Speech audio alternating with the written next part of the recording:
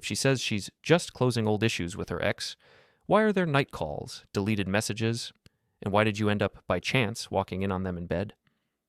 My name is Owen Blake, and I've been a paramedic for 11 years. You learn things in this job that most people never think about. How to document a scene, how to note timestamps without thinking, how to stay calm when everyone else is panicking. You learn that the truth always shows up in the details, the small things people forget to hide.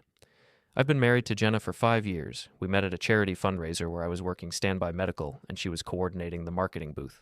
She was bright, ambitious, a little insecure about her past relationships, but working through it. I liked that she was honest about her flaws, or at least I thought she was. 3 weeks ago, she told me she'd been messaging her ex-boyfriend. His name is Kyle. They dated for 2 years in their mid-20s, broke up badly, and hadn't spoken since. She said her therapist suggested reconnecting with unresolved relationships, close emotional loops. Closure, she called it, a way to deal with lingering anxiety. I didn't think much of it at first. Jenna's always been prone to overthinking, and therapy had been helping her. If talking to an ex for an hour helped her move forward, fine. I trusted her. That was my first mistake. We were sitting at the kitchen table when she brought it up. Sunday morning, coffee still hot, sunlight coming through the window. She was scrolling through her phone, and she said it casually, like she was mentioning a dentist appointment. I asked her why now, after all this time. She said Kyle had reached out on LinkedIn a few weeks ago, just checking in. They'd exchanged a few messages. Nothing serious. He apologized for how things ended. She accepted. Her therapist thought it was healthy to engage rather than avoid. I asked how often they were talking. She said just a few messages here and there, mostly about work. He's in sales now, same industry as her. Small world. I nodded and poured more coffee. Then I noticed something. Her phone was face down on the table. Jenna never does that. She's the type to leave her phone screen up, notifications flashing, always visible. It's a small thing, but in my line of work, small things matter. I didn't say anything. I just filed it away. The next night, I woke up at 1 a.m. Jenna wasn't in bed. I heard water running in the bathroom, then her voice. Quiet, almost a whisper, but with that tone people use when they are trying not to wake someone. I stayed still, eyes closed, and listened. I couldn't make out words, just the rhythm. She was speaking in full sentences, pausing, laughing softly. It wasn't the clipped professional tone she uses for work calls. It was intimate, the kind of voice you use when you're talking to someone who knows you. The call lasted 47 minutes. I know because I checked my phone when she finally came back to bed.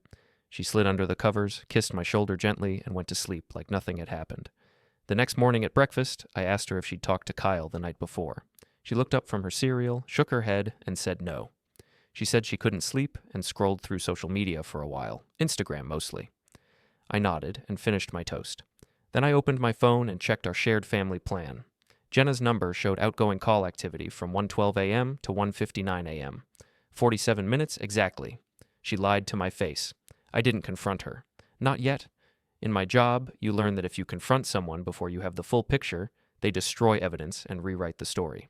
I needed more than one call. I needed a pattern. So I started paying attention. Over the next week, the calls happened 3 more times. Always late at night. Always when she thought I was asleep. Always deleted from her call log immediately after. I started checking our shared tablet, the one we use for grocery lists and shared calendars. It syncs with her phone. Most of her messages auto-delete, but notification previews stay cached for a few hours if the device isn't restarted.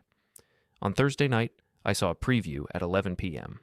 The message read, "I'm thinking about you. Can you call?" It was from Kyle. And by Friday morning, the message was gone. Deleted. But I'd already taken a screenshot.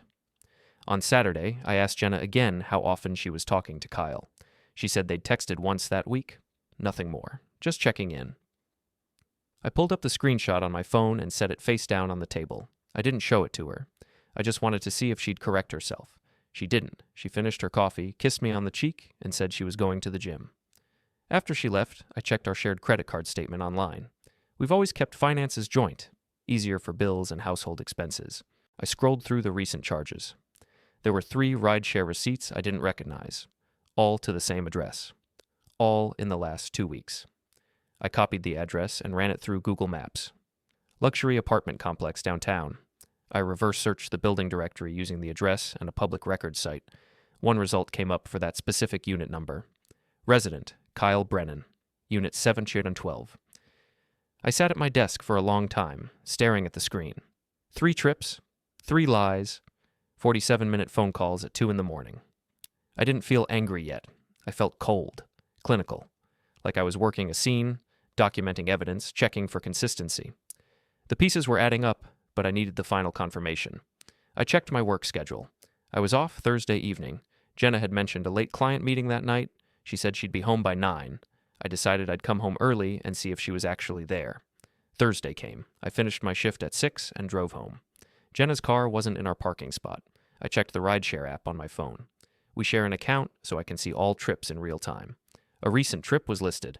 Pickup, our address, 6:30 p.m. Drop-off, Kyle's building. I sat in the car and watched the app. The trip completed at 6:52 p.m. Jenna had been dropped off at his apartment 8 minutes ago. I waited 20 minutes. Then I drove to Kyle's building. I parked across the street and watched the entrance. I didn't know what I was expecting. Maybe I thought she'd come out, realize what she was doing, and leave. Maybe I thought I'd see them together and it would all click into place. Instead, I walked into the building. The doorman recognized me. I've been here before, picking Jenna up from a work event in the area last year. He nodded and waved me through without asking questions. I took the elevator to the 7th floor. Unit 712 was at the end of the hall. The door was ajar. Not wide open, just cracked, like someone had closed it, but the latch hadn't caught. I stood outside for a moment, listening. I heard voices. Jenna's laugh. A man's voice, low and comfortable. I pushed the door open. The apartment was dim, just one lamp on in the living area. I walked down the short hallway toward the bedroom. The door was half open. Jenna was in bed with Kyle. They were tangled in sheets, her head on his chest, his arm around her shoulders. They weren't kissing or touching at that exact moment. They were just lying there, talking quietly, like they'd been together for years. I didn't say anything. I pulled out my phone, opened the camera, and took 3 photos. The first showed both of them clearly. The second showed the timestamp on my phone screen in the corner of the frame. The third showed the apartment number visible on a piece of mail sitting on the nightstand. Then I turned and walked out. I didn't slam the door. I didn't yell. I just left. I heard Jenna call my name as I reached the elevator, but I didn't stop. I got in, pressed the button for the lobby, and rode down in silence. The doorman looked up as I walked past. He opened his mouth like he was going to say something, then closed it. I nodded at him and kept walking. I drove home, parked in our spot, and sat in the car for 30 minutes. My phone buzzed constantly. Texts from Jenna, calls, voicemails. I didn't open any of them. At 11 p.m., I heard her car pull into the driveway. She came to the front door and knocked. I didn't answer. She used her key and came inside. I was sitting on the couch in the dark. She turned on the light and saw me. Her face was streaked with tears. Her voice was shaking. She said my name and started to explain. I held up my hand. I told her I didn't want to hear it tonight. I told her to go to bed and we'd talk in the morning. She stood there for a long time, crying, waiting for me to say something else. I didn't. Eventually, she went upstairs. I stayed on the couch, staring at the photos on my phone. 3 images. Timestamp, 7:34 p.m. Date visible, evidence clear. I didn't sleep that night. I just sat there, thinking about what comes next. By morning, I knew exactly what I was going to do. Friday morning came too early. Jenna was already awake when I got up. She was sitting at the kitchen table, still in the clothes from last night, eyes red and swollen. She looked up when I walked in and immediately started talking. She said it was a mistake. She said they got carried away. She said it was just that one time, that she'd been confused about her feelings, that Kyle had been helping her work through old issues and things got out of hand. I made coffee and didn't respond. I poured 2 cups, set one in front of her, and asked her how long it had been going on. She hesitated. Then she said just Thursday. That was the first time anything physical happened. Before that, it was just talking. Just closure conversations. I nodded and sipped my coffee. Then I asked her how many times she'd been to his apartment. She said Thursday was the first time. I pulled out my phone and opened the rideshare app. I turned the screen toward her and scrolled through the trip history. 3 trips to Kyle's address. March 28th, April 10th, April 22nd, all on our shared account, all charged to our joint credit card. Her face went pale. She stared at the screen and didn't say anything for a long time. Finally, she said those were coffee meetings. She said they met at a cafe nearby and the rideshare address was just coincidence. She wasn't actually going to his apartment those times. I didn't argue. I just pulled up a note on my phone. I'd written down what the doorman told me last night on my way out. I read it aloud. The doorman said he'd seen her visiting Unit 712 regularly for the past few weeks. He didn't know how many times exactly, but he recognized her. He remembered because she always arrived in the evening and left late. Jenna's hands started shaking. She set her coffee down and covered her face. She cried for a few minutes while I sat there in silence. Then she admitted it. She said it had been going on for 6 weeks. She said it started as just talking, then coffee, then dinners, then she went to his place a few times. She said it felt like she was 25 again, before all the pressure and expectations. She said she didn't mean for it to happen. She said she still loved me. I asked her if Kyle knew she was married. She said yes. I asked her if she told him she was planning to leave me. She said no. She said she never wanted to leave. She said it was just an escape, something that made her feel alive again. I finished my coffee and stood up. I told her I needed time to think. I told her I was staying at a friend's place for the weekend and we'd talk Monday. She begged me not to leave. She said we could work through this. She said she'd stop seeing Kyle immediately. She said she'd go to therapy, couples counseling, whatever I wanted. I didn't respond. I went upstairs, packed a bag, and left. I didn't go to a friend's place. I checked into a hotel near the hospital where I work. I needed space to think and plan. I needed to figure out what came next. The first thing I did was organize the evidence. I'd been collecting pieces all week, but I needed it structured. I opened my laptop and created a simple document. I listed every call log entry, every rideshare receipt, every deleted message preview, the doorman's statement, and the photos from Thursday night. I included dates, times, locations, and amounts. I signed and dated the document. Then I saved 3 copies. One on my laptop, one on a USB drive, and one in a secure cloud folder. In my line of work, you learn that documentation is everything. If it's not written down, it didn't happen. If it's not time-stamped, it's not credible. I wasn't going to let Jenna rewrite this story. Saturday morning, I called my sister-in-law, Maya. She's Jenna's younger sister, a graphic designer, practical and level-headed. I asked if we could meet for coffee. She said yes, but she sounded hesitant. She asked if everything was okay.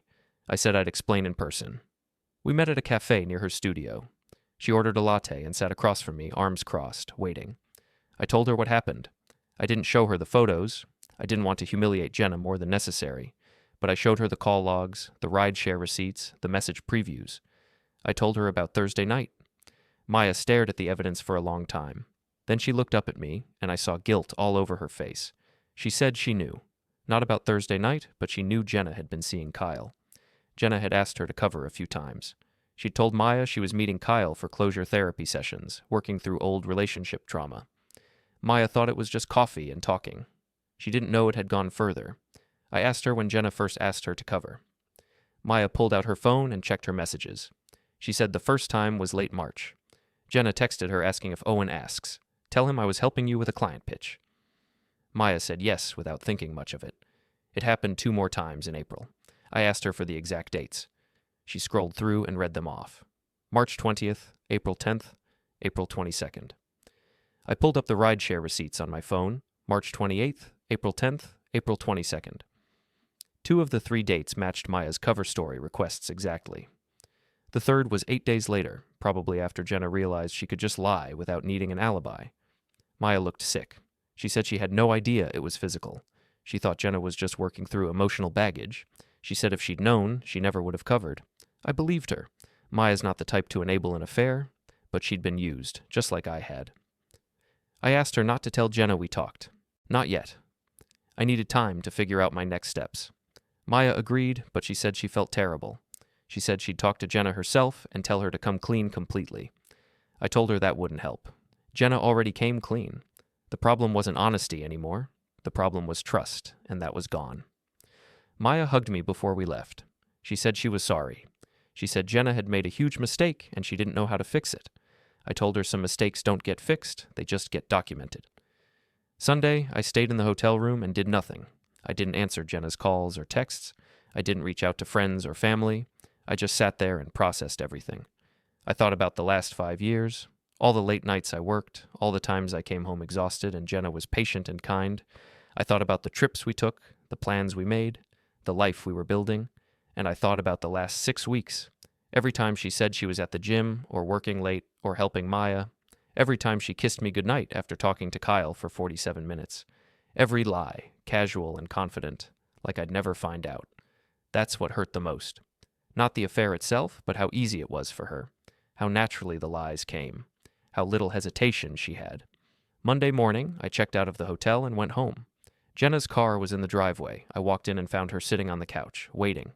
She looked terrible, exhausted, pale, like she hadn't slept all weekend. She stood up when she saw me and started apologizing again. I held up my hand and told her to stop. I told her I didn't want apologies. I wanted the full truth. No more minimizing, no more excuses. She nodded and sat back down. I asked her to write down a timeline of the affair. Every time she saw Kyle, every time they talked, every time she lied to me. I told her I needed it in writing for my own clarity. She hesitated, then agreed. She went to the kitchen, grabbed a notebook, and started writing. It took her 20 minutes. When she finished, she handed it to me. I read it carefully. She listed 3 in-person meetings. Mid-March, early April, late April. Vague dates, no specifics. She said the phone calls happened maybe 5 or 6 times, always late at night when I was asleep. She said Kyle initiated most of it, but she didn't resist. She said she felt guilty the entire time, but couldn't stop. I set the notebook down and pulled out my phone. I showed her the rideshare receipts again. 3 trips, exact dates. March 28th, April 10th, April 22nd. None of those matched her vague mid-month, early-month timeline. Then I showed her the call logs. Not 5 or 6 calls, 11 calls, all between 1 and 2 in the morning, ranging from 23 minutes to 51 minutes. I told her she was still lying. Even now, when I'd given her a chance to be honest, she was minimizing. She broke down. She admitted she didn't want to write down the real timeline because it made her look worse. She said she was ashamed. She said she didn't want me to see how deep it had gone. I told her it was too late. I already knew how deep it went. I had the evidence. The only thing she was doing now was proving she couldn't be trusted to tell the truth even when caught. She begged me to forgive her. She said she'd do anything. She'd quit her job if Kyle worked there. She'd move if I wanted. She'd go to therapy every day. I told her it wasn't about what she'd do now. It was about what she'd already done. And I told her I needed space to figure out what came next. She asked if I was filing for divorce. I said I didn't know yet, but I was meeting with an attorney to understand my options. That's when her tone shifted. She stopped crying and looked at me with something like fear. She asked if I was going to tell people. She asked if I was going to ruin her reputation. I didn't answer. I just told her I'd be staying somewhere else for a few more days. I went upstairs, packed another bag, and left. As I was driving away, my phone buzzed. A LinkedIn message from someone I didn't know. The message was short. It said, "We need to talk about Kyle Brennan." The sender's name was Talia Brennan.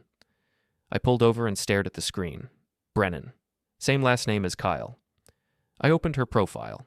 Event planner based downtown. Relationship status, engaged to Kyle Brennan. My hands tightened on the steering wheel. Kyle had a fiancée, and she wanted to talk. I messaged back, when and where. Talia responded within 5 minutes. She suggested a coffee shop in a neutral part of town, Tuesday morning at 9. She said she'd be wearing a gray blazer and carrying a brown leather folder. Professional. Careful. Like she'd done this before.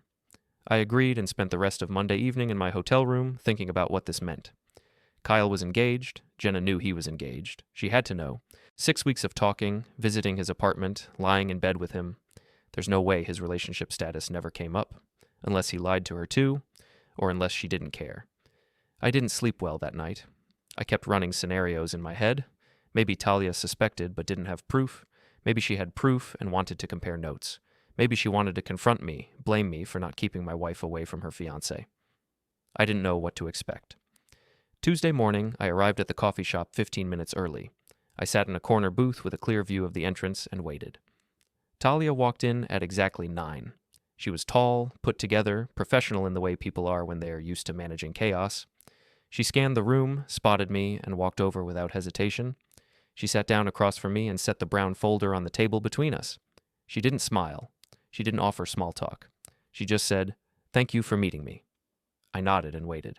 She opened the folder and pulled out a single piece of paper. It was a printed hotel invoice. The name on the reservation was Kyle Brennan. The date was March 18th. The room type was listed as Deluxe King. The total included 2 nights. She slid it across the table. I'm an event planner. I work with hotels all the time. One of my vendor contacts called me 3 weeks ago to confirm a reservation I supposedly made, except I didn't make it. When I pressed, she said it was under Kyle's name and credit card, but the reservation note said it was for both of us. She thought she was doing me a favor by double-checking.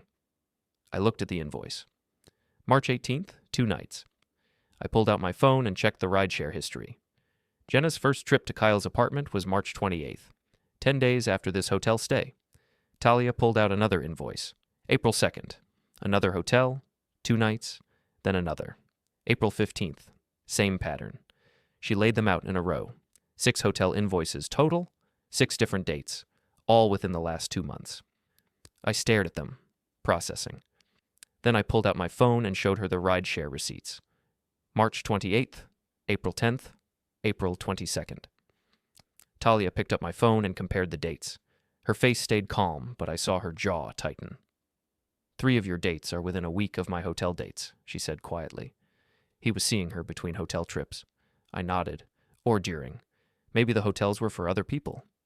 Talia shook her head. I thought that too. But I checked his credit card statement. He only paid for hotels on these 6 dates. The rest of the time, he was at his apartment. How did you get his credit card statement? We share finances. We've been engaged for 8 months. We were supposed to get married in June. Her voice didn't waver, but I saw her grip tighten on the folder. I postponed the wedding 2 weeks ago, told him I needed more time. He didn't argue. Does he know you found the invoices? No, I didn't confront him. I wanted to know the full picture first. She looked at me directly. That's why I reached out to you. I saw your wife's name on his phone a few weeks ago. Just a notification preview. It said, "Can't wait to see you tomorrow." I didn't think much of it at the time. I thought maybe she was a coworker. But then I started paying attention. He takes calls late at night. He deletes messages immediately. He's been distant. I showed her the call logs from my phone. 11 calls, all between 1 and 2 in the morning, all to Jenna's number. Talia stared at the screen. Then she pulled out her own phone and opened her photo gallery. She showed me a screenshot of Kyle's phone screen taken from over his shoulder. The date was visible, April 9th. The message preview read, "I'm thinking about you. Can you call?" The sender name was Jenna. I recognized the message. It was the same one I'd seen on our shared tablet. Talia took a slow breath. I took that screenshot because something felt off. I didn't know who Jenna was then, but now I do. We sat in silence for a moment. Then I asked, "What do you want to do?" She closed the folder and looked at me with the kind of calm I recognized, the calm of someone who'd already made a decision and was just waiting for the right moment to execute it. "I want him to face consequences," she said. "Real consequences, not just a breakup. I want him exposed, publicly, professionally. I want everyone who knows him to see exactly what kind of person he is." Why publicly? Because Kyle's untouchable right now. His uncle is the COO of his company, Greg Brennan.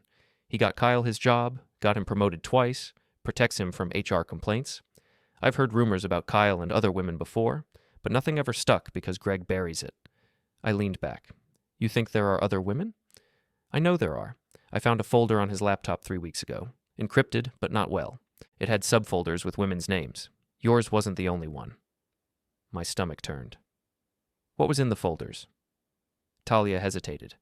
Videos, photos, messages. He records things. I don't know if the women knew. I don't think they did. Did you see Jenna's folder? Briefly. I didn't watch anything. I just saw the file names. Dates, mostly.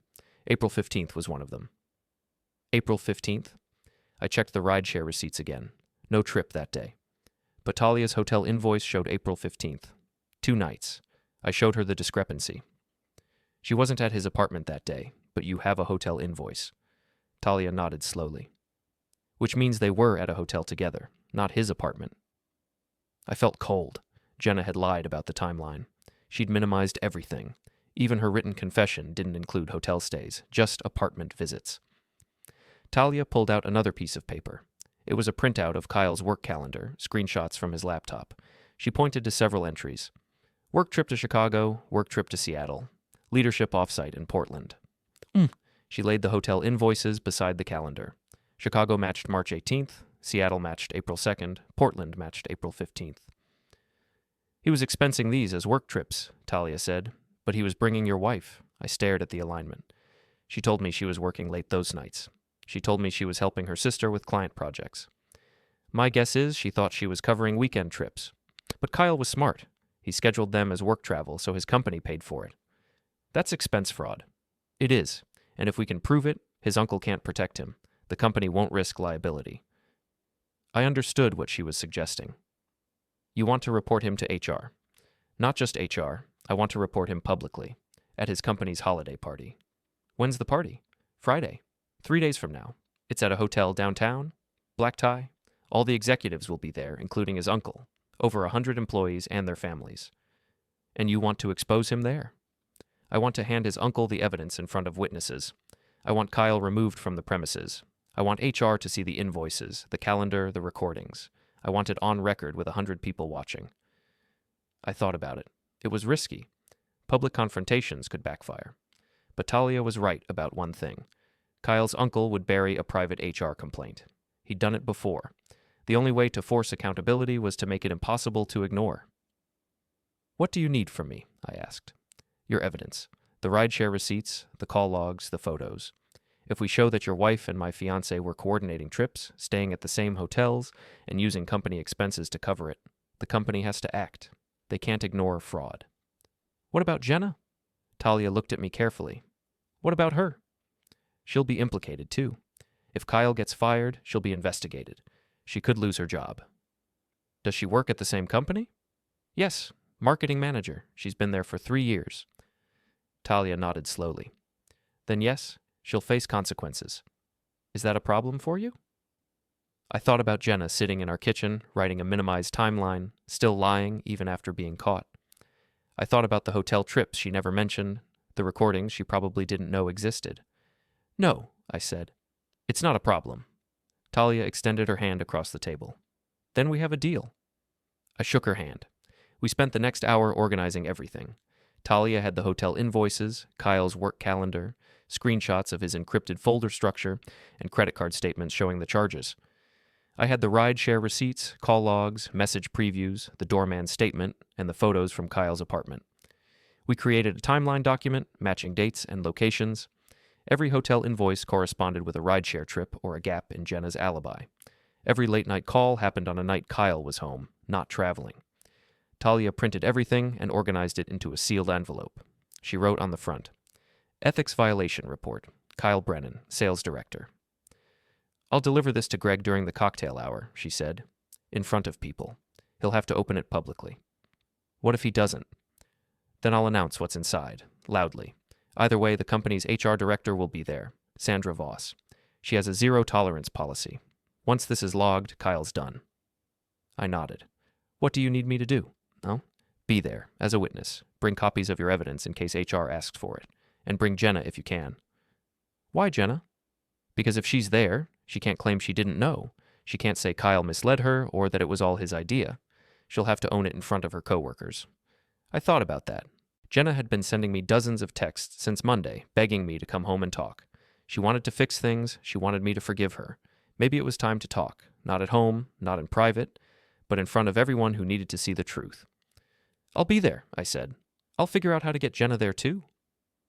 Talia packed up the folder and stood. Before she left, she looked at me one more time.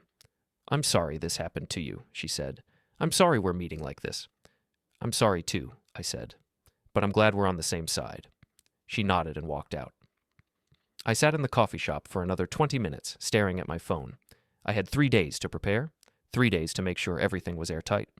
I opened my messages and scrolled to Jenna's name. 32 unread texts. I read through them. Apologies, promises, please. The last one, sent an hour ago, said, Please come home. I'll do anything. I love you. I typed a response. We need to talk. Meet me at the house tonight at 7. She replied immediately. I'll be there. Thank you. I didn't respond. I spent the rest of the afternoon organizing my own evidence folder. I printed copies of everything, labeled each document, and stored them in a clear binder. I made 3 copies, one for me, one for Talia, one for my attorney. I still hadn't decided if I was filing for divorce, but I was preparing for it, just in case. At 6:30, I drove home. Jenna's car was already in the driveway. I walked in and found her sitting on the couch, hands folded, looking nervous. She stood up when she saw me. Owen, thank you for coming. I set my bag down and sat across from her. I need to ask you something, and I need you to tell me the truth. She nodded quickly. Anything, I promise. Did you stay at hotels with Kyle? Her face went pale. She opened her mouth, closed it, then looked down at her hands. Jenna, answer the question. Yes, she whispered. 3 times. He said they were work trips. He said we could spend time together without risking being seen near his apartment. 3 times. Yes. I pulled out my phone and showed her Talia's hotel invoices. 6 dates. Jenna stared at the screen. I only went to 3. Then who went to the other 3? She didn't answer. Jenna, who else was he seeing? Her voice broke. I don't know. I thought it was just us. I put my phone away and stood up. Kyle's engaged. Did you know that? He told me they were broken up. They're not. They're getting married in June. Or they were. Jenna started crying. He lied to me. He lied to both of us. I walked toward the door. His fiancée knows everything. She has evidence. We're both filing complaints. Jenna's head snapped up. Complaints? What do you mean? Kyle used company money to pay for those hotel trips. That's fraud. His fiancée is reporting him to HR. So am I. Owen, please, don't do this. I'll lose my job. You should have thought about that 6 weeks ago. Please, I'm begging you. I made a mistake. Don't ruin my career over it. I looked at her for a long moment. I'm not ruining your career. You did that yourself. I walked out and got in my car. As I drove away, my phone buzzed. A text from Talia. Sandra Voss confirmed she'll be at the party Friday. She knows something's coming. Are we still on? I texted back, yes, I'll be there. 3 days until the holiday party. 3 days until everything came out. Wednesday morning, I called my attorney. I'd consulted with him once before, 2 years ago, when Jenna and I were updating our wills. His name is Paul Reeves, mid-50s, straightforward and efficient. I told him I needed to discuss separation options. He scheduled me for that afternoon. I took a half shift at work and drove to his office at 2. Paul's office was small, clean, and lined with legal texts. He gestured for me to sit and asked what was going on. I gave him the summary. Affair, 6 weeks, multiple hotel stays, lies, evidence collected. I showed him the photos, the call logs, the rideshare receipts, the hotel invoices from Talia. He reviewed everything carefully, taking notes. When he finished, he looked up and said, "This is very thorough. You documented everything properly. Nothing here was obtained illegally." I made sure of that. Good. That matters. He leaned back in his chair. So what do you want to do? I want to file for separation. I'm not sure about divorce yet, but I want a legal record that the marriage is over effective immediately. You can file a petition for legal separation. It doesn't require her consent. You'll need to serve her, and there'll be a hearing, but with this evidence, the court will grant it. How long does it take? Filing takes a day. Service takes 2 to 3 days. Hearing is usually within 30 days, sometimes sooner if we request expedited processing. I want to file as soon as possible. Paul nodded. I can have the petition drafted by tomorrow. You'll need to review it and sign. Then we file Friday morning and serve her by end of business Friday. Friday.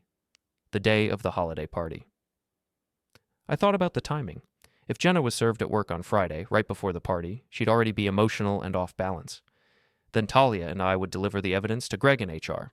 Jenna would be confronted publicly before she had time to prepare a defense. It was harsh, but it was also the only way to make sure she didn't have time to delete evidence, coordinate with Kyle, or spin a narrative. Friday works, I said. Paul made a note. One more thing. Do you want to include the affair evidence in the public filing? Can I? Yes. It'll be part of the court record. Anyone can access it. Her employer, her family, future background checks. I hesitated. That felt extreme. But then I thought about Jenna's written timeline, still minimizing, still lying. I thought about the hotels I didn't know about. The recordings Kyle kept? Include it, I said. Paul nodded and made another note. I'll draft the petition tonight. Come by tomorrow at noon to review and sign. I thanked him and left. On my way out, I texted Talia. Filing separation Friday morning. She'll be served at work before the party. Talia replied, Perfect. That'll keep her off balance. See you Friday night. I spent the rest of Wednesday organizing my evidence one more time. I wanted everything airtight. I cross-referenced every document, checked every timestamp, made sure every piece of proof connected logically to the next. I also checked our shared finances. Jenna hadn't touched the joint account since Tuesday. No unusual charges, no large withdrawals. Either she was being careful, or she didn't realize yet how serious this was. Thursday morning, Jenna texted me, Can we please talk again? I need to explain. I didn't respond. She texted again an hour later. I know I hurt you. I'm so sorry. I'll do anything to fix this. Still no response. At noon, I went to Paul's office. He handed me the separation petition. It was 12 pages, single-spaced, with an evidence appendix attached. The petition listed adultery as grounds and included a summary of the affair: dates, locations, documentation. The appendix had copies of the call logs, rideshare receipts, photos, and hotel invoices. I read through it twice. Everything was accurate. Everything was cold and factual. I signed the last page and handed it back to Paul. I'll file this in an hour, he said. The process server will deliver it to her workplace tomorrow between 2 and 4 p.m. He'll hand it to her personally and confirm identity. She'll have to sign a receipt. What if she refuses? He'll leave it with her anyway. Refusal doesn't stop service. It just gets noted in the report. Good. Paul walked me to the door. Are you sure about this, Owen? Once it's filed, it's public. There's no taking it back quietly. I'm sure. He nodded. Then we're moving forward.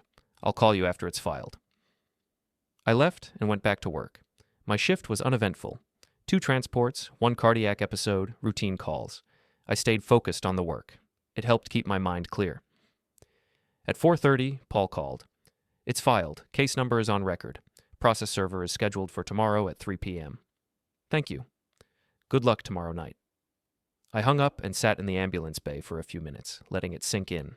The petition was filed. The separation was official. Tomorrow, Jenna would know. And tomorrow night, Kyle would know. Thursday evening, I got a text from Jenna's sister, Maya. Jenna called me. She's a mess. She thinks you're going to divorce her. She wants me to talk to you. I replied, I can't discuss this with you right now. I'm sorry. Maya wrote back, I understand, but I need to tell you something. Jenna asked me to cover for her 3 times. I didn't know it was an affair. I thought it was therapy. I feel awful. I know, you told me already. It's not your fault. Are you going to be okay?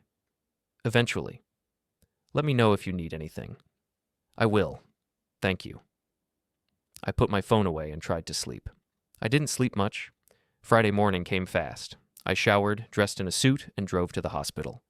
I had a short shift, 8 to noon, and then I'd go home, change, and head to the holiday party. Talia texted me at 10. Envelope is ready. Sandra Voss confirmed she'll be there. Greg Brennan is giving the opening toast at 7. I'll approach him during cocktail hour at 7:30. I replied, I'll be there by 7. At noon, I clocked out and went home. Jenna's car wasn't in the driveway. She was at work. She'd be there when the process server arrived. I changed into my suit. Charcoal gray, white shirt, no tie. Professional but not overdressed. I wanted to blend in at the party, not stand out. At 2:30, Paul texted me.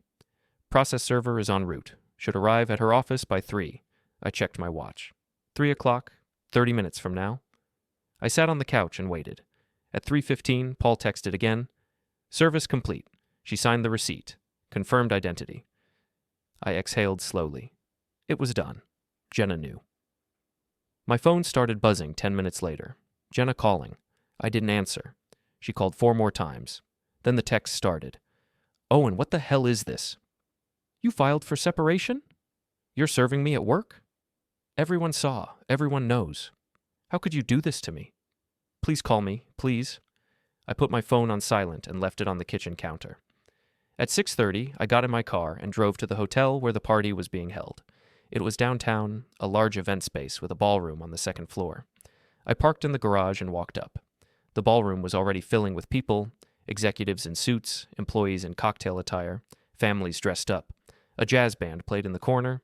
There was a bar along one wall and tables set up with appetizers. I checked in at the entrance. The host scanned my name on the guest list. Jenna had added me weeks ago as her +1 and handed me a name tag. Owen Blake, guest of Jenna Cross.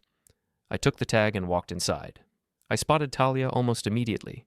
She was standing near the bar, wearing a black dress and holding a small clutch. She saw me and nodded slightly. I walked over.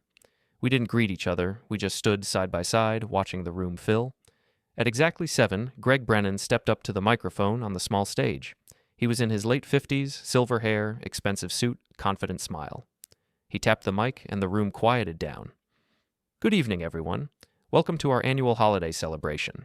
It's been an incredible year for this company, and that's because of the hard work and dedication of each and every one of you. The room applauded politely. Greg continued. I want to take a moment to recognize a few standout performers this year. First, our sales team, led by my nephew Kyle Brennan, who exceeded targets by 30%. More applause. I saw Kyle standing near the front, smiling and nodding. He looked confident, relaxed. He had no idea what was coming. Greg went on for a few more minutes, recognizing other departments and announcing bonuses. Then he wrapped up. "Enjoy the evening, everyone. Drinks are on the company." The crowd laughed and the jazz band started up again. Talia looked at me. "Cocktail hour starts now. Give it 15 minutes, then I'll approach Greg." I nodded. We moved to separate corners of the room. I wanted to see when Jenna arrived. I didn't have to wait long. She walked in at 7:20, looking shaken. Her makeup was smudged like she'd been crying. She was alone. She scanned the room, probably looking for me, but I stayed back in the crowd where she couldn't see me easily. She found Kyle near the bar. She walked up to him and said something. He looked annoyed, glanced around, and pulled her toward a quieter corner. I watched them talk. Jenna was gesturing, upset. Kyle was shaking his head, trying to calm her down. They argued quietly for a few minutes. Then Kyle put a hand on her shoulder and said something that made her stop. Whatever he said, it worked. Jenna nodded, wiped her face, and stepped back. Kyle handed her a drink and smiled, like nothing was wrong, like this was just another party. I checked my watch. 7:28.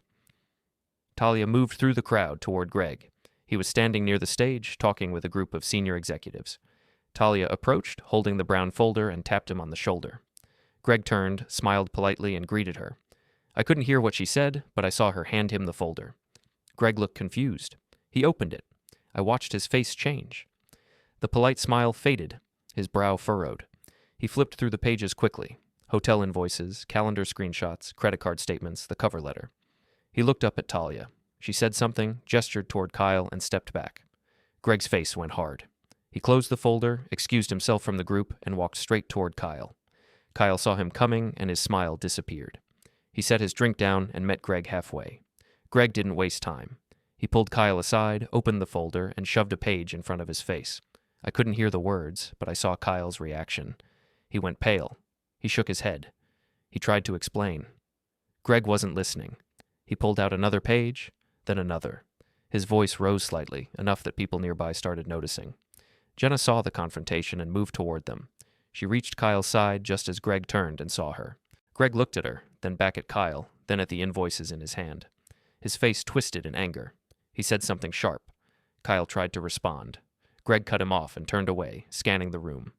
He spotted Sandra Voss, the HR director, standing near the stage. He walked over to her, handed her the folder, and pointed back at Kyle. Sandra opened the folder and started reading.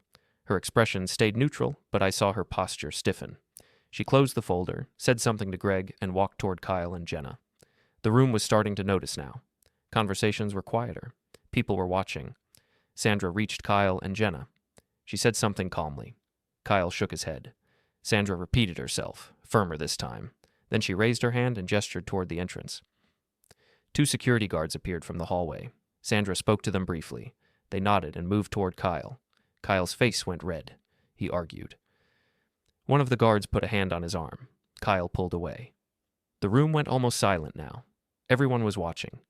Sandra said something again, louder this time. I caught a few words. Company policy. Pending investigation. Kyle looked around, saw 100 people staring at him, and stopped resisting. The guards escorted him toward the exit. He didn't fight. He just walked, head down, face blank. Jenna tried to follow. Sandra blocked her. Sandra said something quietly. Jenna's face crumpled. She tried to argue. Sandra shook her head and gestured to a side room off the ballroom. Jenna looked around desperately, saw me standing in the back, and our eyes met. I didn't move. I just looked at her. She turned away and followed Sandra into the side room. The door closed behind them. Greg returned to the microphone. The room was still silent. He cleared his throat. Ladies and gentlemen, I apologize for the disruption. An internal matter is being addressed. Please continue enjoying the evening. The band started playing again, but no one moved. Everyone was still processing what they'd just seen. Talia appeared beside me. It's done. I nodded. It's done. We stood there for a moment, watching the room slowly return to uncomfortable normalcy. Then my phone buzzed. A text from Paul. Process server confirmed your wife received the separation petition at 3 p.m. today. You're officially on record. I put my phone away. Talia looked at me. What happens now? Now we wait for HR to finish their investigation. How long will that take? A few days, maybe a week, but it doesn't matter. The evidence is logged. Witnesses saw everything. There's no walking this back. Talia nodded slowly. Good. We left the party separately. I didn't stay to see Jenna come out of the side room. I didn't need to. I drove home, changed out of my suit, and sat on the couch in the dark. My phone buzzed constantly. Texts from Jenna, voicemails. I didn't check any of them. I just sat there, feeling nothing. It was over. Saturday morning came with silence. No alarm, no calls from dispatch, no routine. I woke up at 8 and lay in bed staring at the ceiling, listening to nothing. My phone had 43 missed calls from Jenna, 17 voicemails, 62 text messages. I didn't read or listen to any of them. I turned the phone off and left it on the nightstand. I made coffee and sat at the kitchen table. The house felt different now, emptier, like something had been surgically removed and the space hadn't closed yet. I thought about last night, the look on Kyle's face when Greg confronted him, the way Jenna tried to follow him and Sandra blocked her, the silence in the ballroom as security walked him out. It had worked exactly the way Talia and I planned. Public, witnessed, institutional, no room for spin or denial, just documented proof handed to the right people at the right time. But sitting here now, in the quiet, I didn't feel victorious. I just felt tired. Around 10, someone knocked on the front door. I looked through the peephole. Maya. I opened the door. She looked exhausted, like she'd been up all night. "Can I come in?" she asked. I stepped aside and let her in. She sat on the couch, and I sat across from her. "Jenna called me at midnight," Maya said. She was hysterical. She told me what happened at the party. She told me about the separation papers. She told me Kyle got fired. He didn't get fired yet. He got removed from the event pending investigation. She said security escorted him out in front of everyone. They did. Maya rubbed her face. "Owen, what are you doing?" "I'm telling the truth, publicly, with evidence." "You humiliated her in front of her entire company." "She humiliated herself. I just documented it." Maya looked at me for a long moment. "She made a mistake. A huge, terrible mistake. But did you have to destroy her career over it?" "I didn't destroy her career. She did. She slept with her coworker for 6 weeks, lied to me constantly, and used company money to cover it up. That's on her."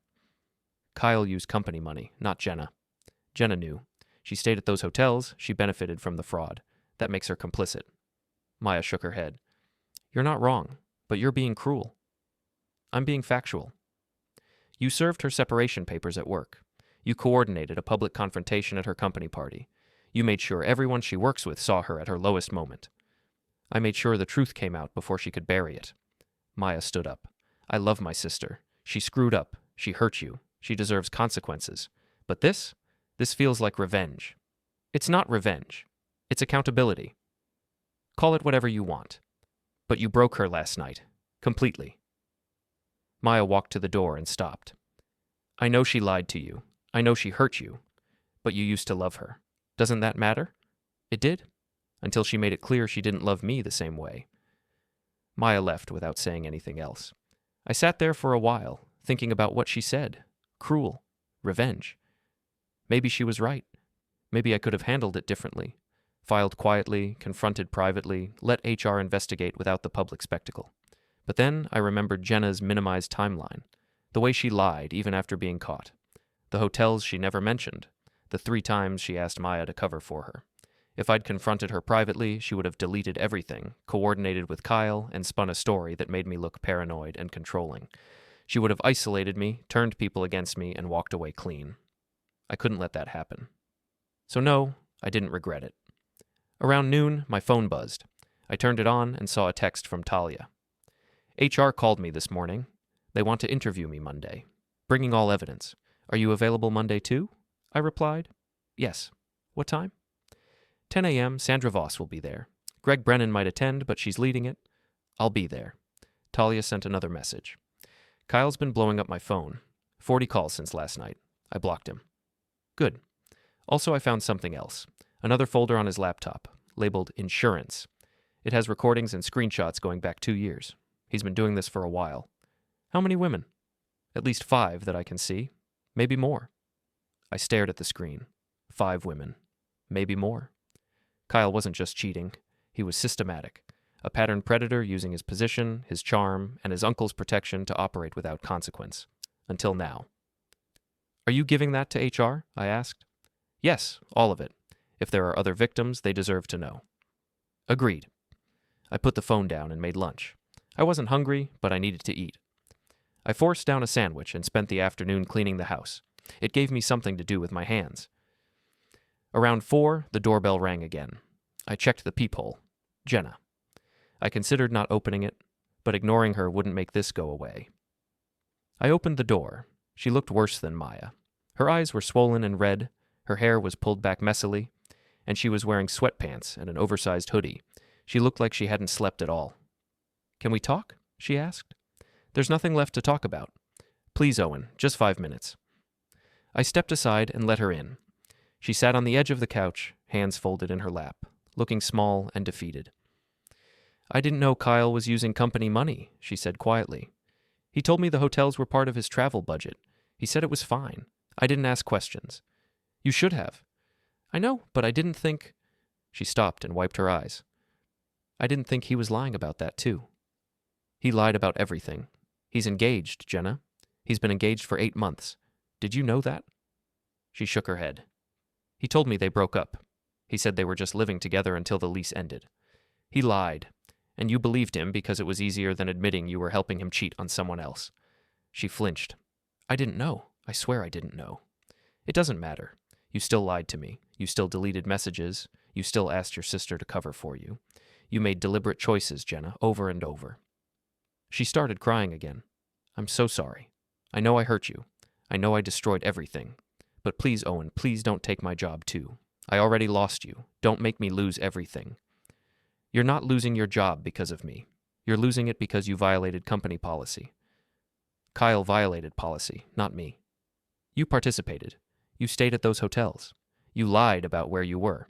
HR is going to ask you questions, and you're going to have to answer them, truthfully, and whatever consequences come from that, you earned them. She looked at me with something like desperation.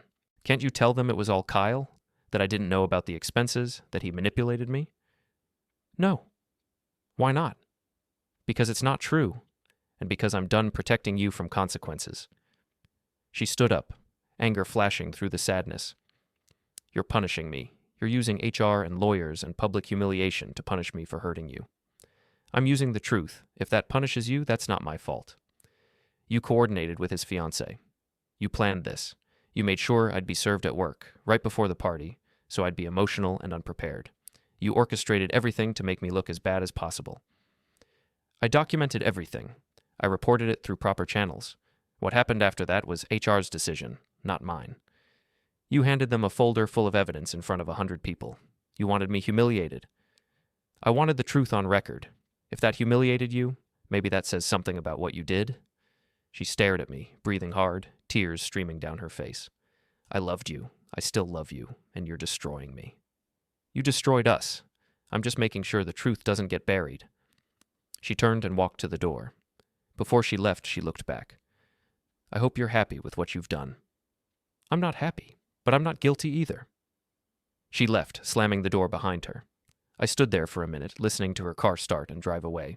Then I went back to the kitchen, poured another cup of coffee, and sat down. My phone buzzed. A text from Paul, my attorney.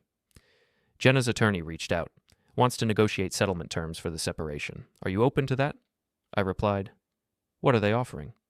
Clean split. She keeps her car in retirement. You keep the house in yours. Joint accounts divided 50-50, no alimony requested. Why no alimony? Probably because they know adultery evidence would make it hard to get. They're cutting losses. I thought about it. A clean split made sense. I didn't want to drag this out longer than necessary. I'm open to it, but I want the settlement to include a clause requiring her to cooperate fully with her company's HR investigation. No lying, no omissions. I can add that. She might not agree to it. If she doesn't, we go to court and the evidence becomes even more public. Her choice. Understood. I'll draft the terms and send them over Monday. Thank you. I put the phone down and stared at the wall. This was almost over. The separation was filed. The evidence was with HR. Kyle was under investigation. Jenna's career was in jeopardy. Everything was moving forward exactly as planned. So why did I still feel hollow? Sunday, I stayed home and did nothing. I didn't answer calls, I didn't check messages, I just existed in the quiet. Around noon, my phone rang, unknown number. I almost didn't answer, but something made me pick up. Is this Owen Blake? Yes. This is Sandra Voss, HR Director at Jenna's company. I'm calling to confirm your availability for an interview Monday at 10 a.m. I'll be there. Good. Bring all original documentation you provided through Ms. Brennan. I'll need to verify authenticity. I have everything organized. Excellent. One more thing. This interview is confidential. Do not discuss it with Jenna or anyone else at the company. Understood. See you Monday. She hung up. I spent the rest of Sunday preparing. I reviewed my evidence folder one more time, checking every document, every timestamp, every receipt. I printed fresh copies and organized them in a binder with tabs. I also wrote a summary statement, 2 pages explaining how I discovered the affair, what steps I took to document it, and why I reported it. I kept it factual, no emotions, no accusations beyond what the evidence showed. By evening, I was ready. Monday morning, I dressed in a suit and drove to Jenna's company headquarters. I arrived 15 minutes early and checked in at the front desk. The receptionist directed me to the 3rd floor, HR department. Talia was already there, sitting in the waiting area. She was wearing a navy blazer and holding a leather folder. She nodded when she saw me. We didn't speak, we just waited. At exactly 10, Sandra Voss stepped out of her office. She was in her 50s, gray hair pulled back, wearing a dark pantsuit. She looked calm, but serious. Mr. Blake, Ms. Brennan, thank you for coming. Please follow me. We followed her into a large conference room. There was a table with recording equipment set up, 3 chairs on one side, 2 on the other. Greg Brennan was already sitting at the table. He looked older than he had at the party, tired and angry. Sandra gestured for us to sit. This interview is being recorded for company records. You're both here voluntarily as witnesses in an internal investigation. Do you understand? Yes, Talia and I said together. Sandra sat down and opened a laptop. Let's begin. Mr. Blake, please describe how you became aware of the relationship between your wife and Kyle Brennan. I walked through it step by step. The late-night calls, the deleted messages, the rideshare receipts, the apartment visit, the photos. I kept it clinical, factual, chronological. Sandra took notes. When I finished, she asked, "Do you have the original documentation?" I slid the binder across the table. She flipped through it, comparing my printouts to digital files on her laptop. After a few minutes, she nodded. Everything appears authentic. Thank you. She turned to Talia. Ms. Brennan, please describe how you discovered Mr. Brennan's activities. Talia went through her side. The hotel vendor call, the invoices, the encrypted folders, the recordings. Greg's face got darker as she spoke. When Talia mentioned the recordings, he interrupted. What recordings? Talia pulled a USB drive from her folder and handed it to Sandra. Kyle kept encrypted files of his encounters, videos, photos, messages, at least 5 women over 2 years. Greg looked like he'd been punched. You're telling me my nephew was recording women without consent? Yes. Sandra plugged the USB into her laptop and opened a folder. She reviewed it silently for a few minutes, her face completely neutral. Then she closed the laptop. This is a serious legal liability, she said quietly. Recording without consent violates state law and company policy. Greg put his head in his hands. Jesus Christ. Sandra looked at him. Mr. Brennan, I need to ask, were you aware of Kyle's behavior prior to Friday night? Greg looked up. No. I knew he had a reputation, but I thought it was just, I don't know, office gossip. I didn't think it was this. Did you ever receive complaints about him? Greg hesitated. Twice. Both times the women withdrew the complaints before formal investigation. Why did they withdraw? I don't know. They just said they didn't want to pursue it. Talia leaned forward. Did you talk to Kyle after those complaints? Greg nodded. I told him to be more careful, to keep his personal life separate from work. You didn't discipline him? No. Sandra made a note. Mr. Brennan, those women likely withdrew because they feared retaliation. Your nephew had institutional protection. That ends today. Greg didn't respond. Sandra turned back to us. Mr. Blake, Ms. Brennan, thank you for your cooperation. This concludes your interview. I'll notify you when the investigation is complete. We stood and left. In the hallway, Talia looked at me. That was faster than I expected. She already made up her mind. She just needed us on record. What happens now? Now they fire Kyle, investigate Jenna, and try to contain the damage. Talia nodded. Good. We walked out together. As I drove home, my phone buzzed. A text from Paul. Jenna's attorney agreed to the settlement terms, including the HR cooperation clause, signing scheduled for Wednesday. You'll be separated by end of week. I read it twice. It was really over. I pulled into my driveway, turned off the engine, and sat in the silence. 5 days ago, I'd walked into Kyle's apartment and seen Jenna in his bed. Now Kyle was under investigation for fraud and illegal recordings. Jenna was cooperating with HR to save whatever was left of her career, and I was signing papers that would legally end our marriage. It had all happened so fast, but it had been thorough, and it had been true. I got out of the car and went inside.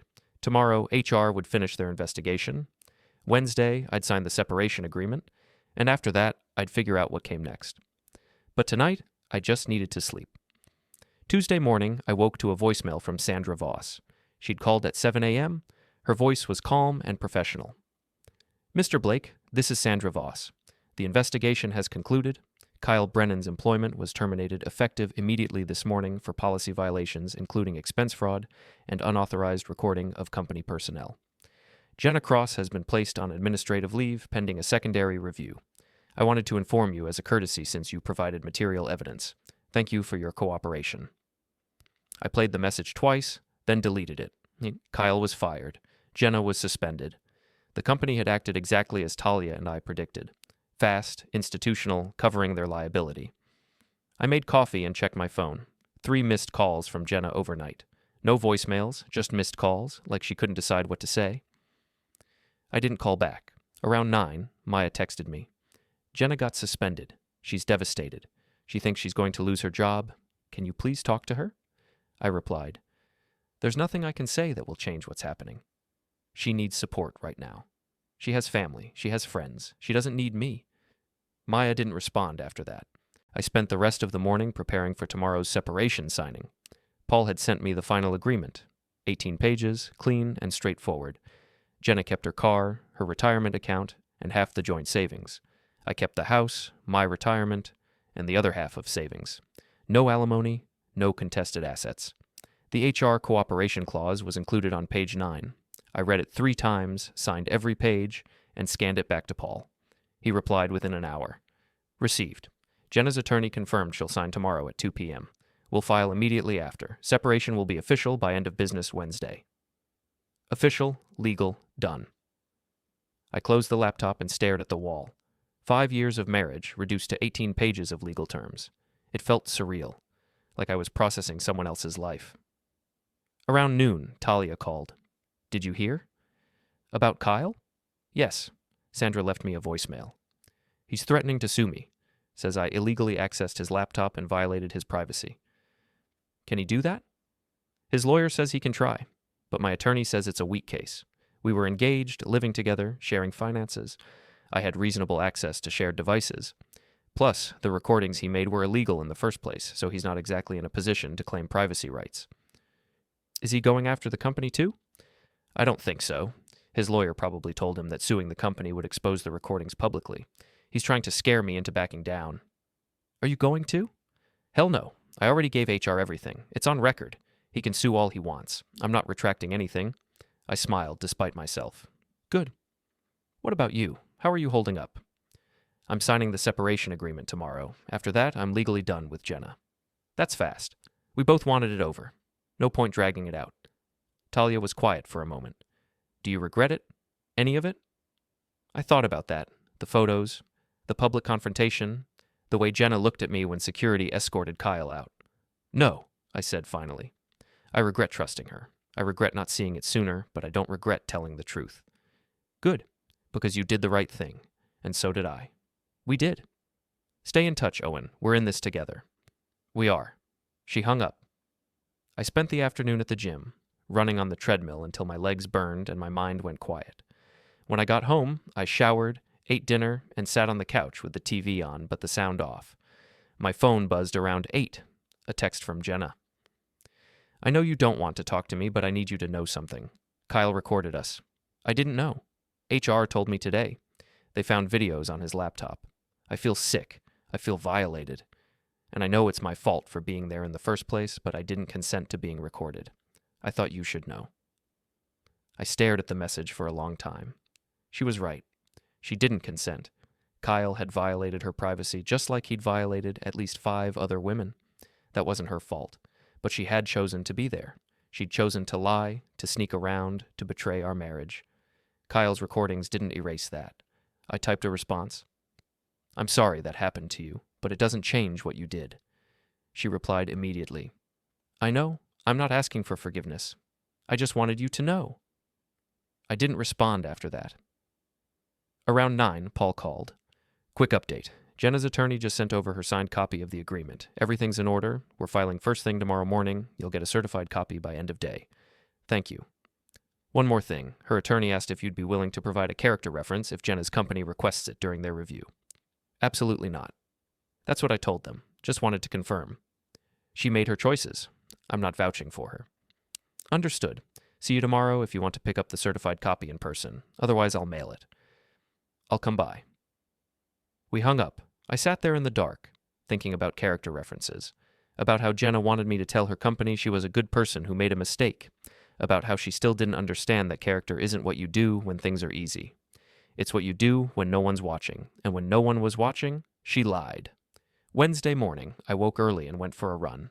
The air was cold and clear, and I pushed myself harder than usual, trying to burn off the tension that had been building for days. When I got back, I showered and dressed in a button-down and slacks. Professional but not formal. I wasn't going to court, just to Paul's office to pick up paperwork. I arrived at 10. Paul handed me the certified separation agreement in a sealed envelope. It's official, he said. Filed at 9 this morning. You're legally separated as of today. I took the envelope. What happens next? You wait. Minimum separation period in this state is 6 months. After that, either of you can file for divorce, and it's automatic. No contest, no hearing, just paperwork. And if she doesn't file, then you file. But given how this played out, my guess is she'll want it finalized as soon as possible. Probably. Paul walked me to the door. You did good, Owen. You handled this cleanly. A lot of people in your situation make emotional mistakes that cost them later. You stayed focused and factual. That's going to serve you well. Thank you. I left and drove home. When I got there, I opened the envelope and read through the separation agreement one more time. Everything was as we'd agreed. Clean split, no surprises, no hidden clauses. I put it in a folder with all the other documents, evidence logs, court filings, HR correspondence, and filed it in my home office cabinet. Then I closed the drawer and locked it. It was over. I spent the rest of the day doing nothing. No calls, no emails, no obligations, just silence and space. Around 4, my phone buzzed. A text from Talia. Kyle's lawyer sent me a cease and desist letter. Says I need to stop discussing his case publicly or they'll sue for defamation, I replied. Have you been discussing it publicly? No, I haven't said a word to anyone except you, HR, and my attorney. This is just intimidation. Ignore it. If he had a real case, he'd sue, not send letters. That's what my attorney said.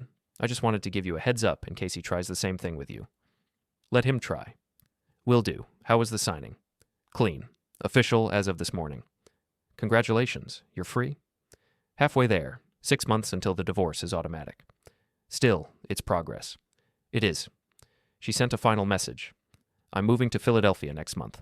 Fresh start. New city. No ghosts. That's good. You deserve that. So do you. Take care of yourself, Owen. You too? Thursday morning, I went back to work. My first full shift since Friday. It felt good to be in the ambulance again, responding to calls, focusing on other people's emergencies instead of my own. My partner Steve didn't ask about the separation. He'd heard through the grapevine, small department, word travels fast, but he didn't pry. He just treated me the same as always, and I was grateful for that. We ran 6 calls that day, a diabetic episode, a car accident with minor injuries, 2 chest pains, a fall, and a psych transport. Routine work. Necessary work. It cleared my head. When my shift ended, I checked my phone. 1 voicemail from Sandra Voss. Mr. Blake, this is Sandra Voss. I wanted to inform you that our investigation has concluded. Kyle Brennan's termination stands. Jenna Cross's employment status is still under review, but preliminary findings indicate policy violations. She'll be notified of the final decision by end of week. Thank you again for your cooperation. If you have any questions, feel free to contact me. I saved the voicemail and put the phone away. Jenna would know by Friday whether she still had a job. Based on what Sandra said, policy violations, my guess was she'd be terminated too, or given the option to resign. Either way, her career at that company was over. I didn't feel good about it, but I didn't feel guilty either. She'd participated in expense fraud, whether she understood it or not. She'd lied to her employer about her whereabouts and her relationship with a coworker. She'd put the company at legal risk. Those were fireable offenses, and they were her choices. Friday afternoon, I was at the grocery store when my phone rang. Maya, I answered. Hey. Jenna got fired. I stopped in the middle of the cereal aisle. When? An hour ago. HR called her in and gave her the option to resign or be terminated for cause. She resigned. How is she? She's a mess. She's been crying all day. She asked me to call you. Why? Because she thinks if you'd been willing to give her a character reference, they might have kept her. That's not true. She violated policy. A reference wouldn't have changed that. I know, but she's looking for someone to blame, and right now it's you. Let her blame me. It doesn't change the facts. Maya sighed. I'm not asking you to apologize or take her back. I'm just telling you where her head is. She's lost her job, her marriage, and her reputation. She's in a bad place. She put herself there. I know, but she's still my sister, and I'm worried about her. She has you. She has your parents. She'll get through this. Will she? Eventually. People do. Maya was quiet for a moment. Are you okay, Owen? I'm fine. You don't sound fine.